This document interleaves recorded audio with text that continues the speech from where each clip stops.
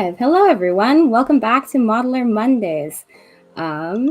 This is the 6th episode in the live stream series Modeler Mondays. Every other Monday, unless scheduled otherwise at 1 p.m. EST, Modeler Mondays provides tips, tricks, and tutorials and an insight into professional unique workflows when creating in both VR and on desktop in Adobe Substance 3D Modeler. Super happy to see you guys today. I know that usually when we do our streams, it's every other week. So this time we have it one right after the other because, well, we love you and we want to be able to give you the best stuff possible. And so today we're super lucky. We have our guest, Ryan Corniel. Ryan, why don't you chat a little bit about who you are? Hi, yeah, my name is Ryan Corniel. I'm a senior level designer at a company called Penumbra where we make medical devices, but I'm also designing stuff in VR. So that's what I do. I'm also a technical artist. I'm just a hobbyist by nature, cool. Which is what you see today, and yeah, that is me.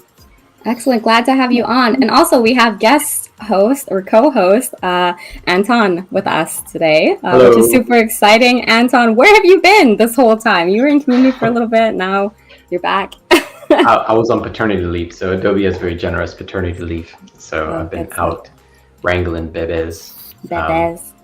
Yeah. So, but now I'm back full force on the modeler, modeler train, hype train. Good stuff. We love that.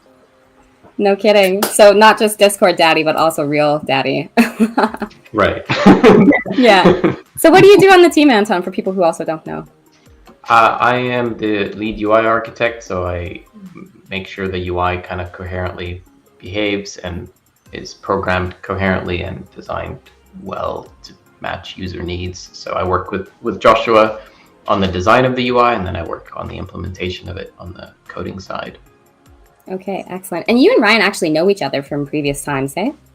Yeah, we met ages ago because I worked on Dreams, and Ryan was one of the active Dreams community members making really cool art. And also happened to be in the area because we're both in the Bay Area. So we're like, cool. Oh, you're local, we should chat. So we had a good chat about Dreams and other VR tools. And then later on, when I joined Modeler, I was like, hey, Ryan, you should try Modeler. And so let's try Modeler. Nice. Yeah, that's excellent. Really lucky. Anton's answered all my questions I ever had about Dreams in the beginning. So it was, I don't know if it was annoying, but it was a lot. So he's always been super gracious with his time. He's been, it's been great. The secret's that answering questions is faster than actually implementing the fixes to the questions by like an order of magnitude, and it makes everyone feel good, and it's great. But also I get to learn a lot from what people actually want and need, and so it's like a two-way win because it hopefully gives you some context of like why things work, how they do, and then like where we want to go and improve things, but also we get like a really direct signal from the community about what they're actually banging on and need. Very cool. Practice and stuff. Yeah, it's great. Yeah, excellent. Oh, and so we have Ryan Corniel on today, obviously to do quick, quirky character creation, which I didn't realize was a full mouthful until I just said it now. So really the end goal of this is that we really want users to be able to see what your process is, Ryan, because you make such cool characters. Hey, I think that you have a couple of slides to show us around that. Yeah, so a lot of my process is having no process. So I think that's why I try to create as unique stuff as I can possibly create. And I think when I have no process going into it, that helps me out a lot. The moment I start to think about it too much, the moment I start to get lost. And for me, it's all about freestyle and about just creating things that I can see as I'm starting to form the shapes. So that's what you'll see today. Oh, nice. Cool. Yeah, and we're looking at some of your renders right now on that slideshow. So these are all done in 3D Modeler? Yeah, these are all done in Modeler in various rendering applications as far as lighting such. But yeah, everything is done in Modeler here. Shall we go through it? Yeah, please do. I'd love to see some of what you've done and just ask a couple questions about it. And Anton, feel free to ask questions too, as well as whoever is in the chat. If you guys have questions, please just toss it out. We'll get to them. Sounds good. Yeah, so I'll start with these two. These are recent models that I did, and these were literally having no idea. of going into it, just wanted to start. I usually start with making a head or something like that, and as soon as I start forming out the head, eyes start to come in to play, and then the rest is sort of take shape. And then I try to build some sort of narrative around it, even if it's not much. I really like when the user or the person viewing it can kind of make up their own mind of what they mean. And also, I also like to have this little toy aesthetic where they almost look like they're tangible. Okay. So that's something that's great about Modeler as well, because I can get that look fairly easy. Yeah, one of the things I really like about your work is that like every image has a story to it, and it's got like an emotional, like it's I don't know if this is true or if this is relevant, but like it almost feels like you start with that and then the model just sort of forms around it, as opposed to like the other way around. It's not like it's not like a character goes in T-pose and then you like pose them into place. It's like there's like a feeling and they just sort of like the character forms around that scene or whatever. That's at least the feeling I get. Yeah, I mean, I wish I had that feeling before I went into it, but sometimes it just kind of happens, and it's so very ad-libbed. And I think that when I'm almost done with it, that's where it becomes like something, right? It's almost like, okay, well, if I bend something this way, or if I add this thing to it, maybe it will, make something of it. Maybe the person looking at it can draw up their own conclusions to what it may be. And to me, it's just like, the important thing for me is like composition. Does it look okay? Does the lighting look okay? Before I send it out to the socials or whatever. So yeah, here's just a couple more that I did. I like playing with different types of materials as well. Like translucency is always something really cool. It's always a hard thing to get right with rendering engines. It's just something that's difficult. So it's fun when you can actually make something that's decent in that. On here a little bit more like more translucency stuff, and just some emotion. Almost feels like a dream. That's the other thing too. It's like when I'm making stuff, it almost, at the end of it, it almost looks like some sort of weird dream that you were in. Oh, that's a really cool way of describing that. Yeah, because when we're talking about the ad-lib process, you were saying a lot around how, like, you really do go into it and you kind of find your sculpt along the way. But it's so interesting, too, to see that you actually embed, like, a narrative process in it. Is there anything that, like, while you're sculpting, you hit a point where you're like, oh, no, I can see this, like, turning into this, per se? Yeah, it's almost like as soon as I'm done with sculpting some sort of head and get it into a weird, like, position, then all of a sudden I start to see it. And oh, well, let me add this that will connect the two together. Like when it was the swimming guy, it probably was just some guy swimming to begin with. And then I was like, well, it'd be really cool if it was being chased by something and you see these big mouth behind the person. And then it's just so easy to do it. And that's the beautiful thing about, like, Modeler feels very tangible to me. Like, using 6 DOF controllers in VR, it's easy for me to think it and do it. And, it's hard in a lot of applications. It's hard to get right, too. I mean, you got to have really good user experience for it. So just keep carrying on. I'm curious, actually, about that because, we talk about how it's faster to use controllers and stuff. And I think it feels to me personally, there's some kind of like threshold that you cross, which is like qualitatively different, not just quantitatively different, because when something takes a minute, like your thought process just changes a lot. Like if it takes you a minute to place a cube, you have to sketch it to sort of find the shape and then, execute it. Whereas I think if it's really fast, you're able to like find it as you model it. I think that to me has always been the unique thing on like Dreams or Modelers. That kind of resonate with what you meant by the controllers and kind of getting it as you go. Yeah, definitely. It kind of takes out the technical part of it, because with a mouse and keyboard, I mean, a lot of us, we've been using them forever. And there's some applications that do it really, really well.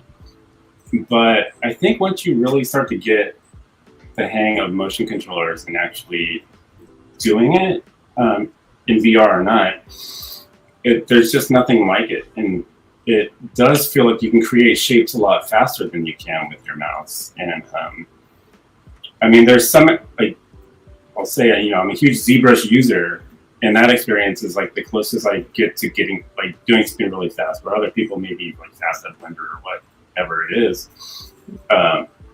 So for me, it's all about like being able to do something quick. And when there's a good user experience behind it, then it just, it's great. But yeah, Anton, you're right. Like when you're thinking about something, your thought process changes so fast, and you got to be able to keep up with that. And luckily, I can do it. I can hold on to the thought a little bit, and that typically helps. Normally, I'm not like that. I can scroll and think about something else really quick. So yeah, let me just take you through a couple more here. And a lot of these, most of the stuff I'm showing here take me about an hour or so, maybe a little bit longer. I don't ever like design for 2 hours in the headset. I really like to just be in there for about an hour plus, and I think that's what helped me get as fast as I can get within some of these applications. Yeah. Is there a reason that you've limited yourself to an hour, or is it just like a small challenge for you, or something that like happened that you're like, oh, actually, I just want to see how quickly I can do this? Like, what's your process? Well, for me, my work, I'm in VR like all day. So it's like 8 hours of taking off the headset, putting it back on. Yeah. So at the end of the day, when I'm like, hey, I want to jump into Modeler, I just want to do something. And so for me, the actual sculpting process is really quick. The rest of rendering and figuring out your lighting and composition, that's usually what takes the longest, just because there's way more variables, I guess. Because light changes everything, right? So it's like, once I can get that right, and if the two go really, really good together, then I can finish projects really, really fast. And that's something that means a lot to me, to be able just to finish things. I think as an artist, you're always working on things and you're half done. You're like, I don't want to touch it ever again. So finishing something means a lot. And being able to finish like hundreds of sculpts it's pretty cool within a short amount of time. Oh yeah, are those painted in Modeler as well? I'm just out of curiosity. Or do you use is it Vertex, or do you use like Painter or some other tool? Let's see. So if I go back here, like these were painted inside of Modeler. I just recently started painting more inside of Modeler itself. Yeah. And I find it like a really cool experience. I know that it's still in beta. Yeah, it's still really early, but something we want to improve upon for sure. Yeah, and it really, but it really speeds up my process. But for the most part, I use like just a bunch of like here. It's just full on flood of color. Mostly on the light. Yeah, you'll see some things change because I use a lot of subsurface scattering, so that will automatically give you a little bit of a color change within skin tones and other things. So a lot of times I'll do that. My brain's always looking on like, how do I speed up the process more? So then I was like, okay, it looks like the colors you can do. So all we need is light placement, and then you can just be like, boom, kick the lights out of Modeler and then render it out elsewhere like Stager, and then that would probably shave off more time from getting to the finished product. Yeah, definitely. It helps just to be able to sculpt when there's really nothing in your way. Like if I'm not worrying about lighting inside of while I'm sculpting, I'm okay with that because I'm just really concentrating on form and getting that right first. Yeah, that's why we have like really rudimentary but really kind of workhorse and I guess robust lighting, so that it doesn't like ever break and you can see the shape pretty much from any angle. That's sort of the goal, but it's not very flattering. And so would you, because like Dreams had a lot more lighting rigs and stuff, so I'm curious for your process there, like if you do have a really complex lighting setup, do you tend to sculpt in lighting, or do you kind of use the sculptural lighting to get most of the way and then you do lighting at the end? Because I know people do kind of both ways. I used to think that I needed all the lighting and everything to make it work. And then the more I started to not worry about that stuff inside of this package, then it just allowed me to work on the actual sculpt itself. And then I could already imagine like how lighting would possibly work with sculpt. So it's not as important to me. I do see why it has its advantages, but yeah, to me, it's become less of a factor, and I really just want to get to the model itself, just and have the cool tools to be able to build on that, and then after that, I can just, I'm not afraid of using like multiple apps. That's just something. Well, that's great. It saves me work. So. Right. So many years of using so many different applications that it's kind of nice to be able just to have experience with different things as well. So yeah, going back to this, these are like really old renders that I did. And this is the first time I think we got in really good instancing. So I was just able to go crazy with all these little pieces. Everything is little pieces. So I was like, okay, well, I'm really going to tax the engine to see if I can get this to work. And yeah, I was able to do it pretty quick. And these are pretty old, but it was really fun to be able to do it. And I have like some characters in my mind that I've just worked on for a few years. So those happen really, really quick. And they're kind of like my hello world to any sort of new application. It's like, if I can design this character inside of that app, then I'm good to go. These look super cool. And these are like this character here is just from I stuck with these kind of characters for a little while. I have a lot of inspiration from Dr. Seuss, like way back in the day. Oh yeah. And just thinking about like how that would look on these weird characters. And this one was like, because I had a hand, because I made a hand, I was like, well, I've got to turn into something that's not a hand. So, I like it. Looks very Addams Family almost. I expect that to like kind of like come slugging its way into your living room, and I don't know. It would be cool if I animated more. Yeah. All good. Yeah, and it's really cool to see some of your stuff too, because it doesn't heavily rely on color. Like your sculpts are actually really cohesive, even with like minor colors. Can you talk a little bit more about that? Because your geometry is super interesting. Is that you really just trying to go in and break 3D Modeler with as much polys and stuff as you can try to do, or what's that about? Yeah, I like to really keep it simple on color, because color is it's a subjective thing as well. And I like to keep it simple for me too, like 3-4 colors. It's usually enough for me.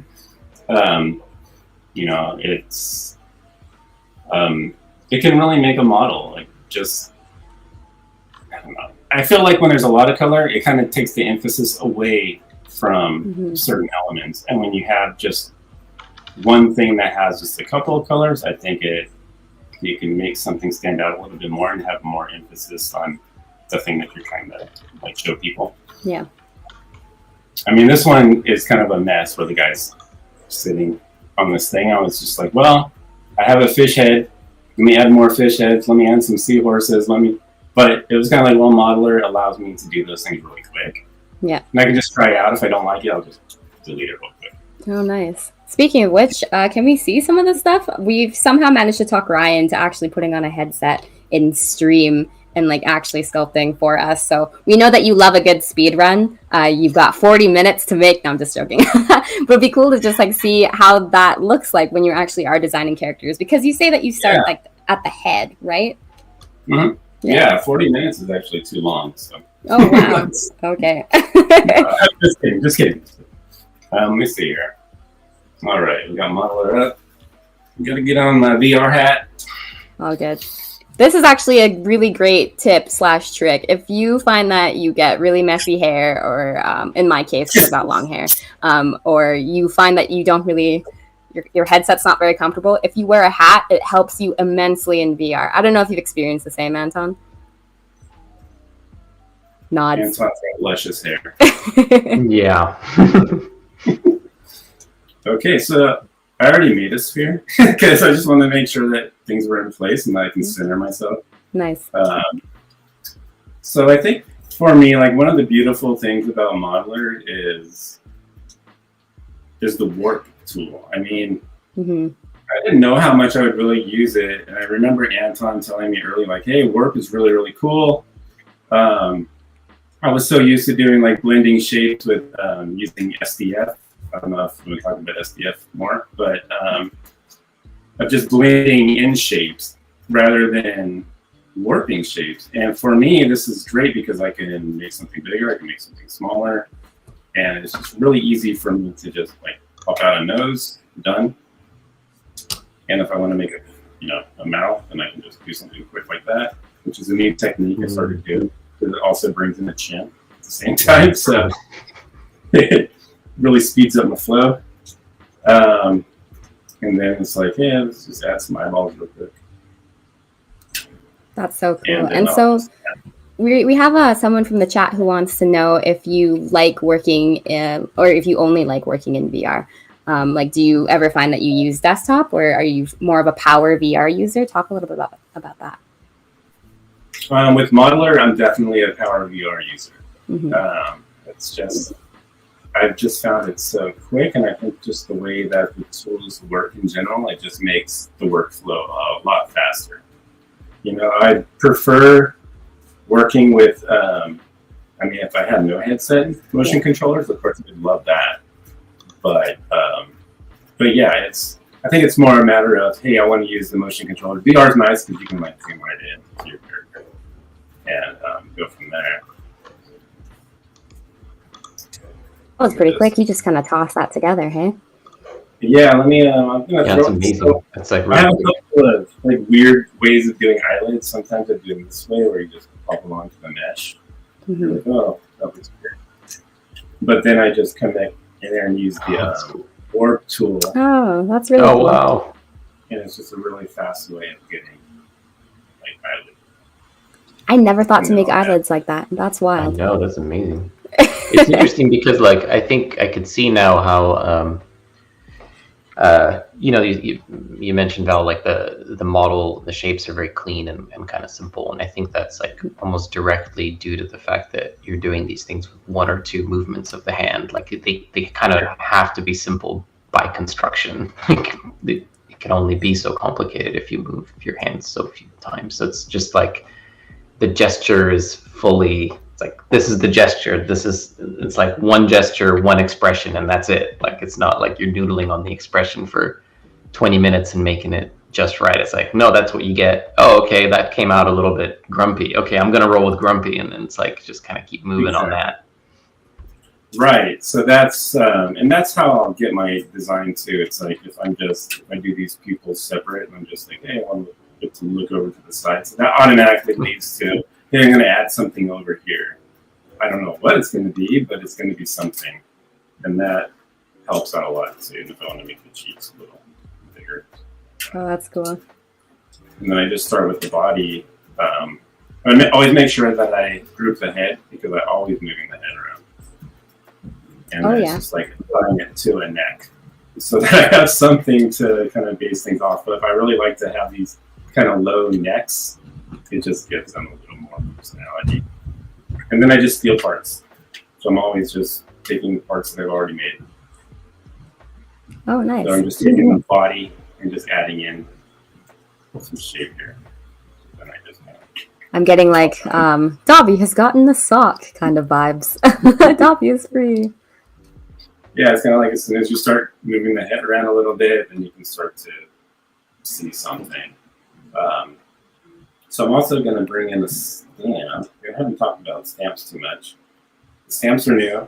I just have a custom shape that looks like a tooth, but it's also a hand. Nice. For those in the community who've been yelling about stamps since the inception of 3D Modeler, it's coming, as you can see here. Yeah, and I think it's one of those things where you don't know how good it is until you start to use it. And I don't use it heavily right now. I have rocks and stuff that I would make a whole bunch of. Yeah,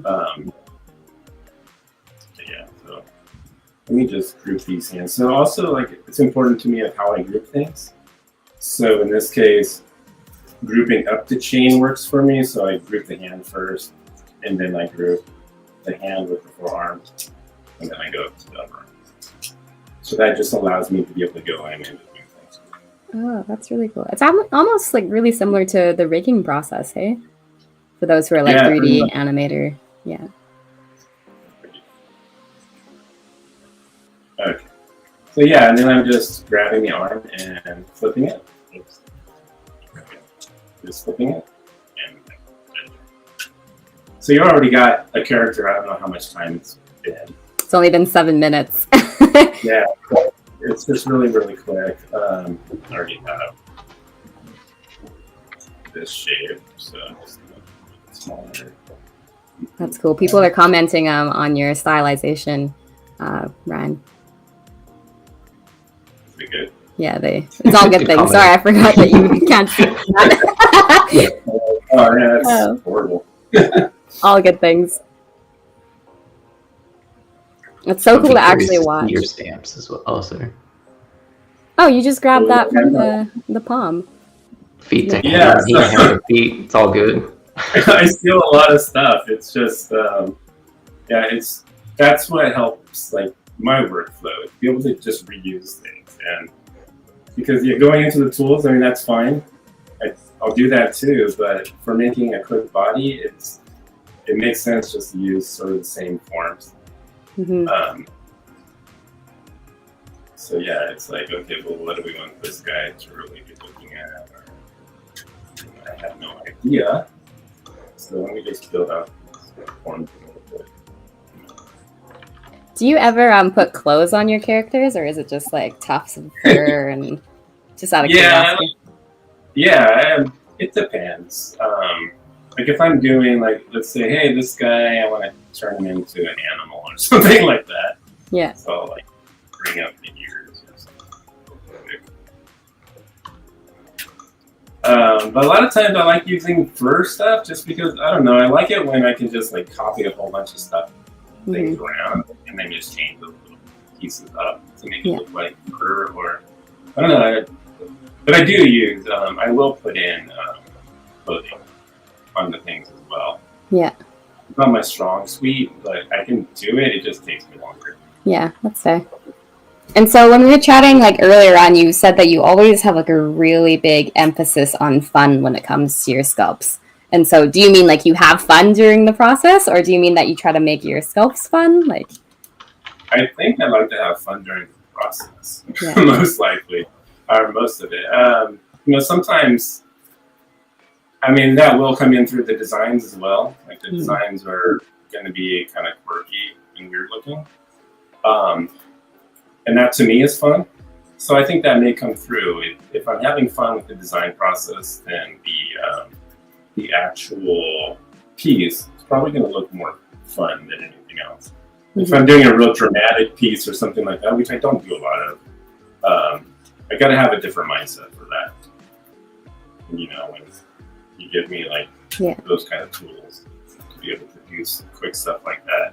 Okay. This guy maybe supposed to be an animal, but now as soon as you put on a tail, it's kind of cool. It kind of works. Yeah. Oh, we do have a question. Is there any kind of like resolution that you like to work at? Because a lot of your sculpt shapes look really smooth here. You know what's weird is that I don't really pay attention too much to it. I just kind of know like where my floor grid is. That's really important to me to understand if it's going to be sharp or not. Okay. Anton, I don't know if that's something you can go into about like how zooming in and zooming out affects resolution. What do you mean by resolution? Are we talking about just we're talking about how how some of these objects look really clean.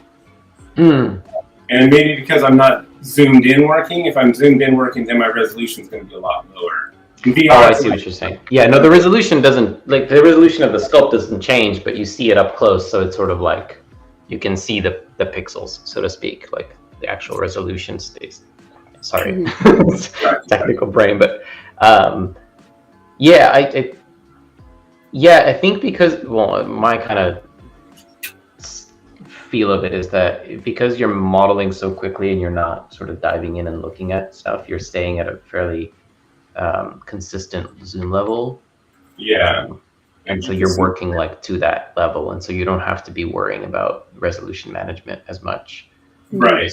Your initial shape started with like good enough resolution for your zoom, and then from then you don't, I mean, I think you'll hit it if you sort of take like an eyeball and you make it into a rock that he's standing on or something, and then you'll realize, oh, the eyeball's like, okay. But since you start with the head, and the head is roughly the same size or like larger than the body, every piece you've copied out of it is just naturally going to be good enough, right? Unless you sort of step outside of those bounds, and you seem to work large to small rather than small to large. So you're not going to sort of, that's my technical analysis of fitting those issues. But yeah, it's something you need to care more if you do environments, because you're always sort of like, you're working on a house and you're like, I'm going to put it on the mountain, and then you like make a mountain like, oh wow, this is too low res or whatever.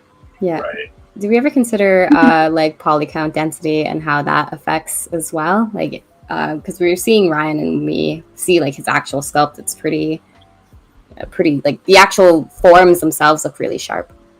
Yeah,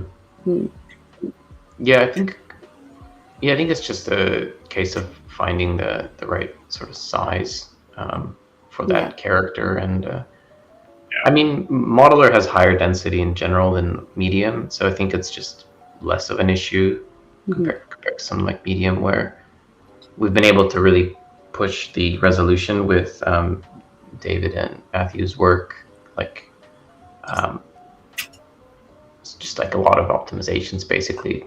Yeah. And I think it's going to just continue, hopefully. The trend is that the GPUs are still improving and CPUs still improving. So I think there's just a lot of room for stuff getting faster, and we still have optimizations we can do. So I feel like there was a threshold that we probably crossed about 6 months ago or so, where resolution is not as forefront of mind anymore.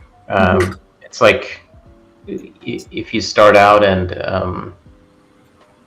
if you're always like right on that cusp of good enough, then it's constantly something you're struggling with and like kind of trying to find that balance. But I think we got over this hump where it's kind of like good enough for most things, and then you only need to care about it if you're really trying to make the model really clean, or with hard surface you hit it more because you're trying to make really clean edges and things, and then you have to work a bit harder. But I think for organic stuff, the resolution is just sort of like good enough most of the time that you don't really have to worry about it.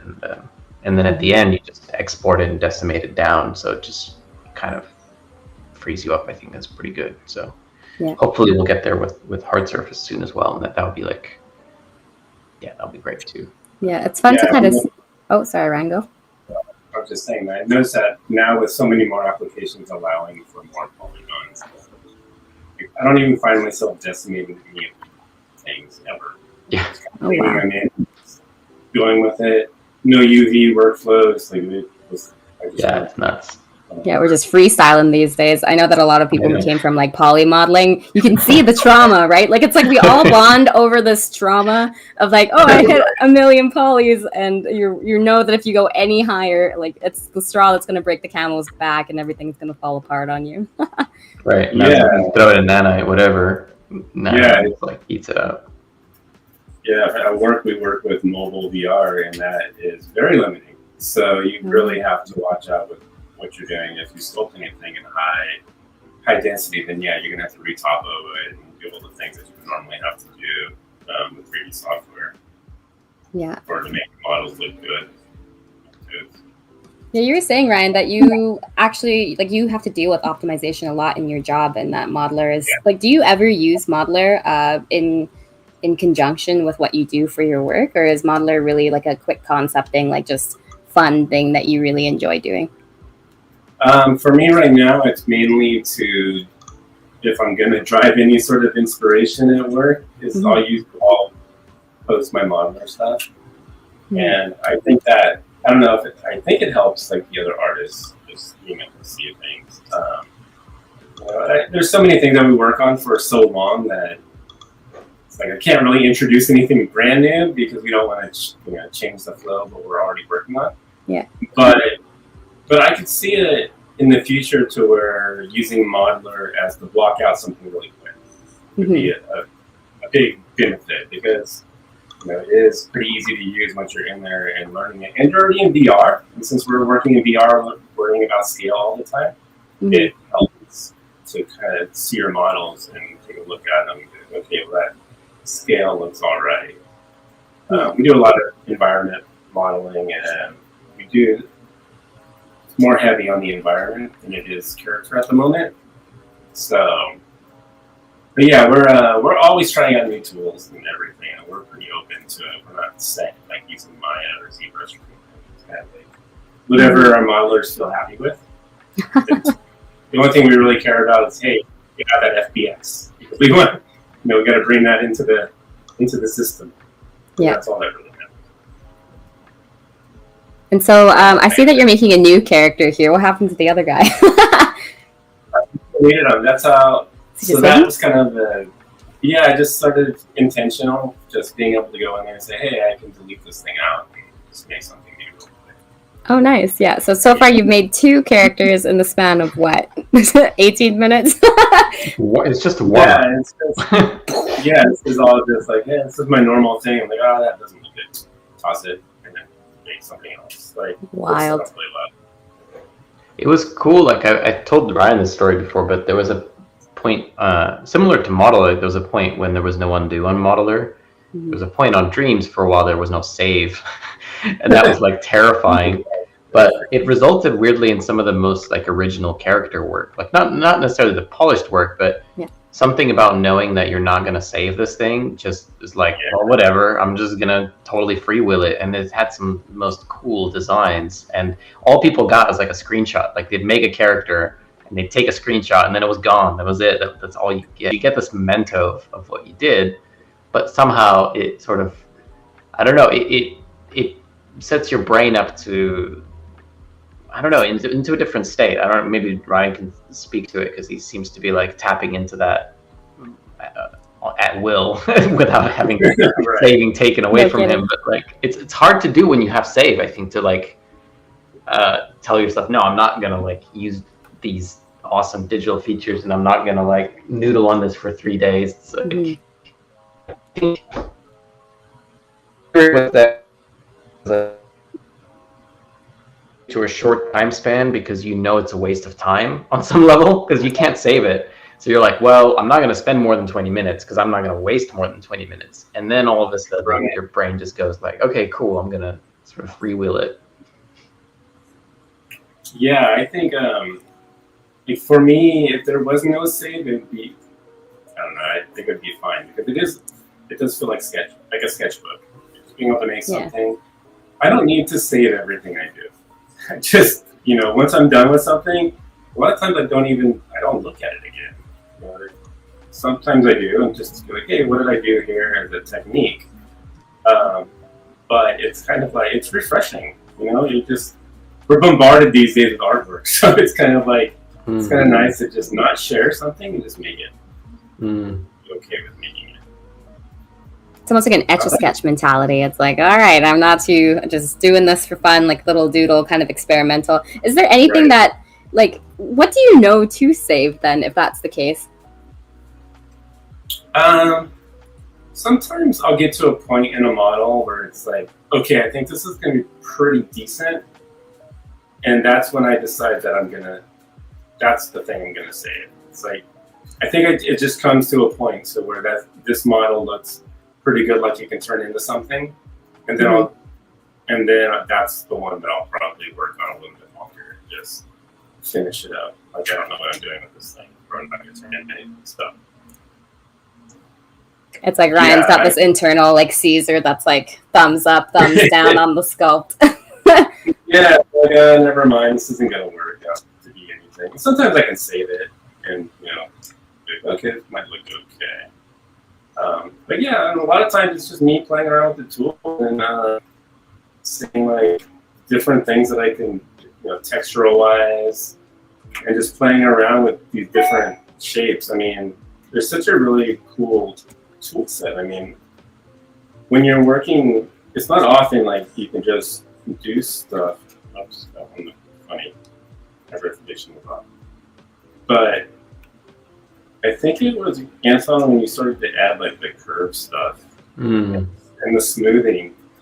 That was super powerful to me. It's so easy to just start to make these like super organic simple shapes. And as soon as I could do that, it just really changed everything. And doing it in VR, it's a lot easier than doing this with your mouse, of course, because you can just kind of go around, you can follow it. You're just continually going off of that. And the fact that there's this awesome engine that allows me to just keep on creating things and copying it off. And, it's just such a really fast workflow. Yeah. It's really interesting too to watch it because it almost feels like relaxing to see you make these shapes in a sense too. And so when you make something random like that, do you ever think like, oh, that would be a great hat, or maybe this would be a tree? Like, what goes through your mind? Yeah, it definitely does. Like if I'm just creating a weird shape, sometimes I'll just turn it into something like, hey, this is gonna be a tree. Even though it doesn't look like a tree, it's gonna fit into some sort of environment that I can make, and that will guide my environment. Like that's going to be the look, and then I fit the look around the one thing that I made. Typically, most of my designs, if you really take a look, even my old dream stuff, I have like 3 elements, and that's all I really do. And most of it is just duplicating things around, maybe changing that one piece a little bit. Yeah. But it's really just a few, and I think that's what helps me create really, really fast, is that I'm not worrying about creating all these unique shapes, because let's face it, in movies or video games, a lot of stuff is reused. As much as we want to think that the stuff is unique, it's really not, because, especially in video games, it's just way more performant to be able to instance things and just change the shape around, make a boulder that looks generic that you can place all over the world, and just by flipping it, it looks like a different boulder. I used to think that was mostly like a speed and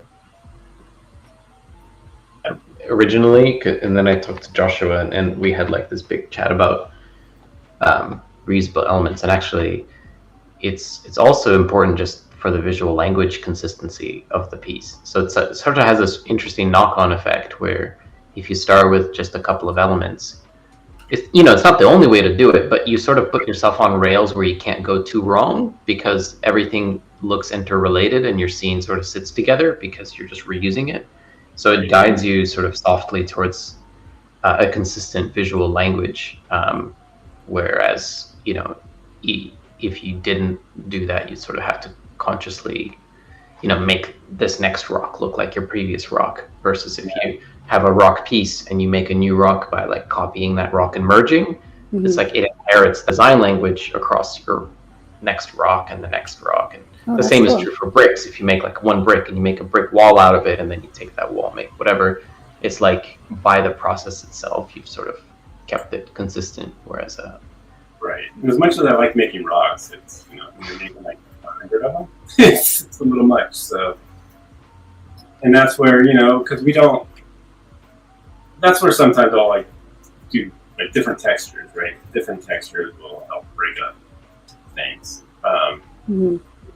In this case, inside of Modeler, if I was making a rock, I'd probably just make the rock real quick, clean it a little bit different on each side.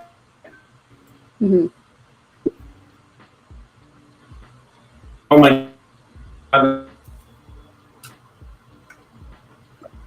I think it's because you can rotate. It's like so huge, right? I mean, with games, it's the same thing. But I'm curious what other stamps you use, because I saw your hand stamp. I'm always like curious about shapes that people like. So, especially for character design. Yeah. So actually, please, you don't need that.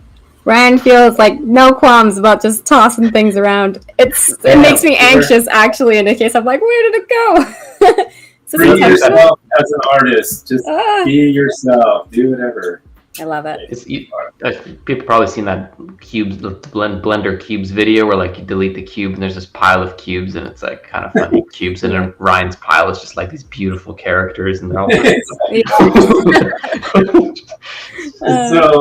So here's one stamp, Anton, that I just recently made. Every side's like a weird noise pattern. Cool. And so what I do with this is I just use it for like dirt stuff. Bam. So check that out. Yeah, so it's into like the ground. Wick. Wow. And making a rock, then it becomes a little more organic. Yeah. So it's not just chiseling away with the cube or anything like that. Yeah, it's cool. You literally made like a multifaceted tool. That is really fun. Yeah. That's the that's the other thing I'm going to be exploring next is like making like different shapes, like a rake shape, and seeing how that works when you're smearing it around. Mm-hmm. So yeah, I have like typical things like a rock. Nice stuff where you try and get it higher quality.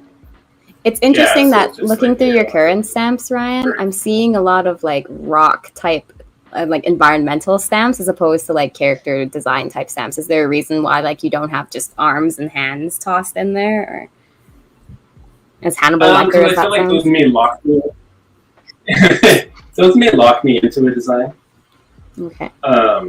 Like eyeballs, I can probably just make one eye. That would probably work. But I also like to keep the pupil away from the white of the eye, so I can just move that around independently. When I have to move around the white of the eye, and if it's just like the black pupil, then having to turn both of those around and do things, I don't like to do that. I just want to be able to move one thing. And when you're using a stamp, it'd probably combine both those things together. But I do have one for like, I would use this for an eyelid. So okay. Stuff like that. I use a lot of these kind of shapes. Cheese wheel. So I got a question for you for that one, for cheese wheel. Do you have it like, because I'm just curious because we have these primitives, right? Yeah. And you can make that from a primitive. Do you save it as a stamp primarily just because you don't like without density and stuff, or? Yeah, that's the thing. There's this internal struggle that I have with. I like the fact that we have so many options, but sometimes like I won't remember my options. Also, Yeah. And it's just like, I'm just gonna save off that thing, make it. Yeah, cool. Like for me, I wouldn't mind even if there was more. Just if it was if this shape was in here or something like that. Yeah. Then I'd be fine with something like that too. I think that it just works good with my flow. And I've seen with other applications, they just want to have like one shape that rules all. But I think as an artist, you spend so many times tweaking that shape to get it right before you can actually start using the shape. Yeah, and that takes you out of your feeling of like, because you know the sliders are great when you want an exact particular shape. Like in hard surface, sometimes you're like, I want this chamfer to be 0.5 millimeters, and that's like super important. Right. The way you just want like a cheese wheel, right? And you don't really care like super deeply. And so for you, the sort of the payoff is not that great to sort of tweak parameters. You're like, I just want cheese wheel fast, right? right. So I think it's like just a different trade-off, and you don't want to go in there, mess with parameters, and remember which one is rounding, which one is fillet, like what's the deal. Yeah. So what we want to do eventually is have presets so you can make the cheese wheel once, and then you don't have to save it as a stamp, because then you're not like stamps that really have unique texture and stuff, but you can save the parameters of these shapes and then just like still have them easily accessible without having to tweak sliders, but not have to resort. Because the other thing with stamps is like resolution, et cetera, whereas with the actual shapes, you never have to worry about it. Mm-hmm. And do the I can't remember if the beta users have the split tool yet. Yeah, they do. They do, yeah. So that was like a really big thing that a lot of us wanted to have. As soon as we got that in, and that was really cool to use too. I mean, like I would probably use it as, say I'm going to make a head, I'll use the split tool to, I'm going to use it in the eyes. Oh yeah. We have 9 minutes left, so anybody who's interested in asking Ryan any questions, please feel free to type into the chat. But hey, Ryan, you want to see if you can make a character in 9 minutes or less? The fourth one, the stream. It'll probably just look the same as the other ones, but that's good. Do a box head, and then it'll be different. Yeah. Box head. Box head. Incredible. Yeah. I love how you like use the split part as if it was like wasted. You didn't want to waste the bits, right? You're fine like throwing away the entire character, but you're like, oh no, there's this bit that I split off, and they're not wasted. It looks different enough. It's like, well, I'll just use that. Yeah, that kind of stuff is awesome. it makes it a little more organic, I guess. Too. Yeah. It's just Yeah, one of the sort of things we realized early on is that it related to some of the stamp stuff as well, is like there is a limit also to how speed of how you make something is not necessarily like the ultimate goal. So like we're always talking about how to make something faster and faster, and so wouldn't it be faster if you had a stamp for like an arm or a tooth or whatever?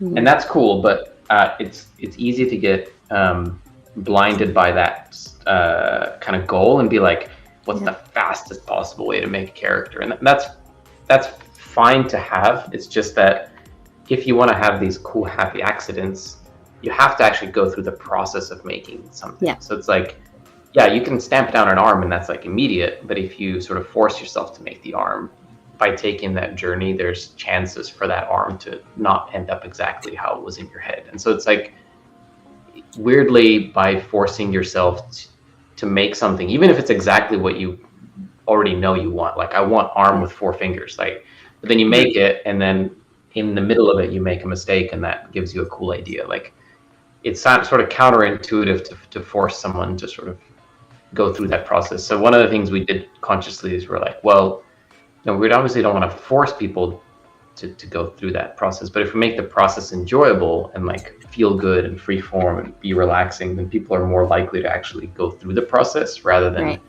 shortcut to it. And so it's not like, sometimes you just want a shortcut, like with the rocks. It's like, I don't really care about the rocks, I just want some rocks, bam, bam, rocks.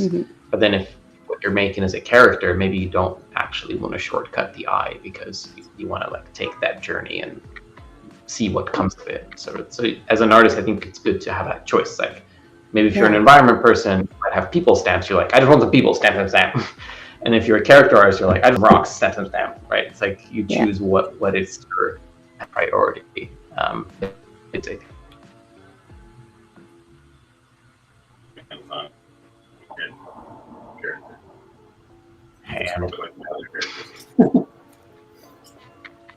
Looks like he's waving. Yeah, you know, I'll say this as sort of like and subscribe. Yeah, no kidding. Give this video a thumbs up. This time, you just subscribe button and give us a nice thumbs up. Nice. Yeah, it's just so. Yeah, it's really, really fun. Oh, I can't do that. Oh yeah, 4 thumbs up. Yeah, I was trying to mimic the arm movement. You can't see it, Ryan, but you put 4 arms in a character, and I was like, oh, okay, that's more than I can handle. No, all good. It looks really cool. Yeah, it's just really, really fun. Yeah. Okay, I think I might jump out of VR and have a red face for a little bit. Cool, all good. We love a red ring of successful VR escapades. Just around my eyeballs. Yeah. Where have you been, Ryan? Oh my goodness. The metaverse. It's been warm in California too, so we've having on the headset and everything. It's a big challenge. Yeah. But yeah, it's a lot of fun. Just it's pretty quick. I had thought about one day of just having a stream on and just making stuff. No audio or anything, just making random things. Just see if people can get an idea about how you can actually create things. Not everything's going to go really, really fast. And I tend to work fast, but I don't expect it to work fast like that. Yeah, it's something I really, really enjoy. I just really I make something that's as unique as possible. I just feel like as an artist, you have this really big opportunity to make something that's different. That's something that really is important to me. Right. Just, hey, go out there and make something, be you, create something that can be a little bit different and have fun with it. And just see what you can make. Cool. Yeah, and that's super cool too. Ryan's got like a really good, at least from what I've heard today, like a really good sense of self. Like he really knows what he wants out of his programs too, and to be able to like really express yourself as an artist. And I think Modeler really allows you to do that just because of how quick it is, and like being able to like stamp things down and also like create things as well. Yeah, I think it's age. just doing this for so long, like just working with art programs, you kind of know like what works and what doesn't after a certain time. Yeah, luckily we've just been lucky with so many new apps that have come along that just really make the process fun and easy. Yeah, that's so cool. And I think Gio says it's like all about mouthfeel, which I don't like traditionally as a word. I don't think that makes sense here, but yes, in context it does. Like a lot of people who do sculpt and use these programs, like they really are just going by mouthfeel in a sense, what feels good to them as an artist and where they want to land. Pretty much at time today. So thank you so much for coming on, Ryan, and super nice to see you again, Anton. Like we always love hearing your insights into the program and like stuff that we're seeing. So really appreciate you both being here. Really fun. Yeah, of course. Thank you for having me. Yeah, not at all. And thanks, thank you for showing up. Yeah. See you again. And thank you for your viewers too. We couldn't do this without you. Super stoked to have you on here to watch Ryan's process and also just to chat with us and see some really cool stuff. So we are here pretty much every other Monday.